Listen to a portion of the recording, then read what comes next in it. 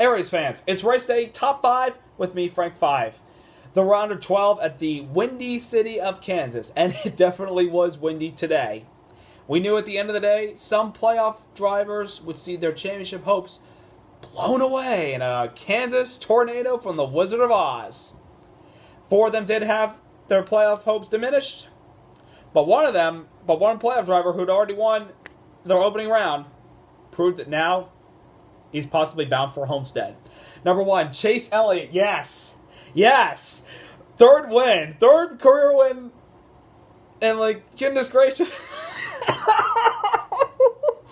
Oh my gosh. Chase Elliott, third win of the season, winning today's Hollywood Casino 400 Kansas Speedway, has proved himself that he possibly is a factor to go win the championship in Homestead. Yes. And I hope every Elliott fan is drinking a bunch of Mountain Dew, which was on his card today. I hope everybody's having a bunch of Mountain Dew and getting jacked up on that stuff, because we are pushing ourselves to possibly go to Homestead. I mean, what an unbelievable day for Chase Elliott, winning the race over Kyle Busch, Kyle Larson, Martin Truex Jr., and Eric Jones. Chase Elliott, for the beginning part of the race, started 13th. Looked like he had a top 10 car, and then the end of stage 1, we started picking off a few guys, and then a caution came out for our teammate William Byron, blowing up, and finished 10th stage 1.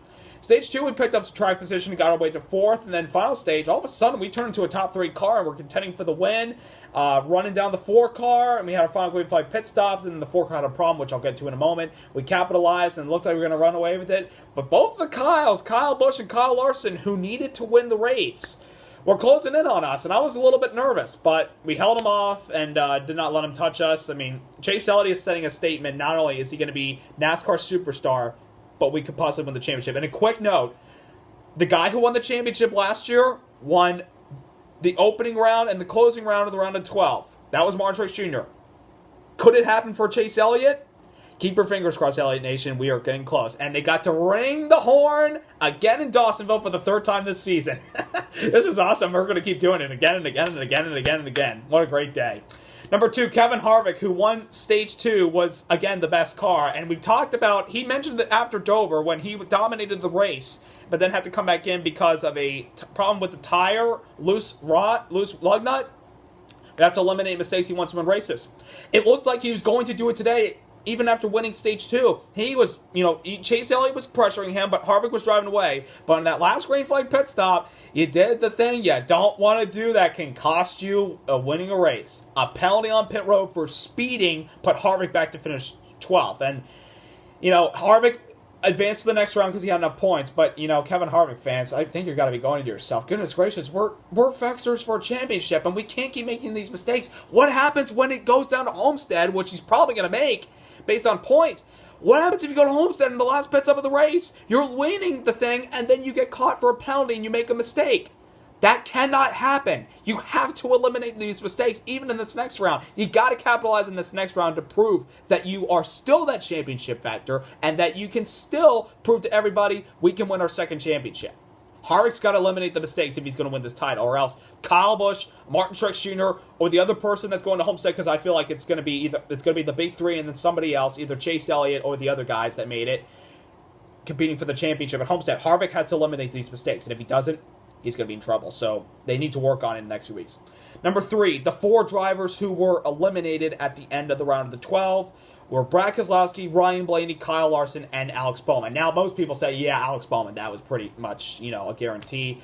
People will probably say Kyle Larson, Ryan Blaney, and Brad Keselowski deserved to make it. Probably more Larson and Keselowski, in my opinion. Blaney put up a good effort today, finishing in the top 10 most of the day, running up there, but unfortunately wasn't able to get enough points on the cut line, above the cut line, because the first 2 races didn't go well for him. And obviously, Brad Keselowski, if he hadn't had the wreck at Dover and he hadn't run out of gas at Talladega, those things happened to Blaney, then both of them probably could have made it.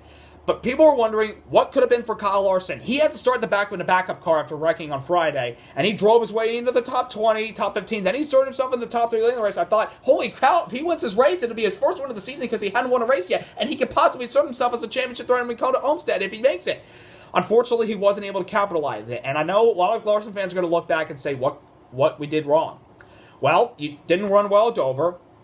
You had 11th place finish at Talladega, gained some points, but then you had a 15-point penalty after Talladega for adjustments that you weren't supposed to make. That cost Kyle Larson. That cost him a shot at being in the playoffs. That's how the rules go, and I'm not going to argue about them. That's how it goes, and those four will have to look to next year, but it's been a good season for most of those guys, particularly the 2 and the 12. A good year for Alex Bowman, exceeded expectations from everybody. Kyle Larson one is a little bit disappointing for even myself and every NASCAR fan out there. Number 4, Kurt Busch. Came in with a 30-point cushion and looked like most likely he was going to point his way in, and he did. But towards the end of the race, goodness, stage 2, he put himself in a hole that he possibly could have been eliminated. Got caught for a tire violation when his tire crossed the line. It happened to his teammate Eric Almirola, who won Talladega last week and was locked in. That penalty nearly took Kurt Busch out of it, but he was able to pass some cars that were a lap down, even though he, never rebounded. He finished a lap down, but it was still enough to get him in. He was able to capitalize. If that mistake happened towards the end of the race, then he probably could have been eliminated. If Larson had won, Kurt Busch would have been the first man out. But he's moving on. So Kurt Busch fans, breathe a sigh of relief, get some sleep, because you've got a tough next 3 weeks coming up.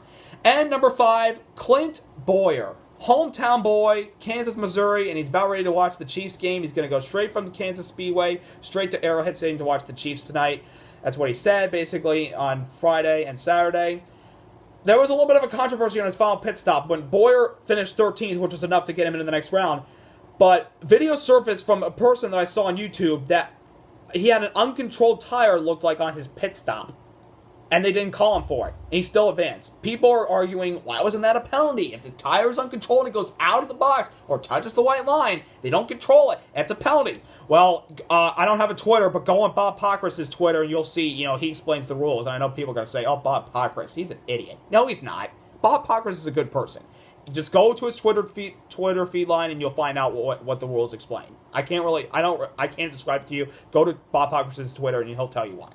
So 8 drivers: Kyle Busch, Kevin Harvick, Martin Truex, Chase Elliott, Joey Logano, and the rest of the Storehouse camp, Clint Bowyer, Kurt Busch, Eric Almirola, are going to the round of 8 to compete for the final 4 spots to Homestead. Who's going to advance? We're going to find out after Phoenix, or ISM Raceway as they're now calling it. But who will win next week? Will Chase Elliott redeem himself for the one that got away at Martinsville or ISM Raceway in the next round? Will Kevin Harvick, Martin Truex, and Kyle Busch reassert their dominance on the mile and a half or any of those tracks? Or Clint Bowyer sweep Martinsville this year? We're going to find out next week. So subscribe, like, Chase Elliott fans, party all night, rock and roll all night, party every day. We won again.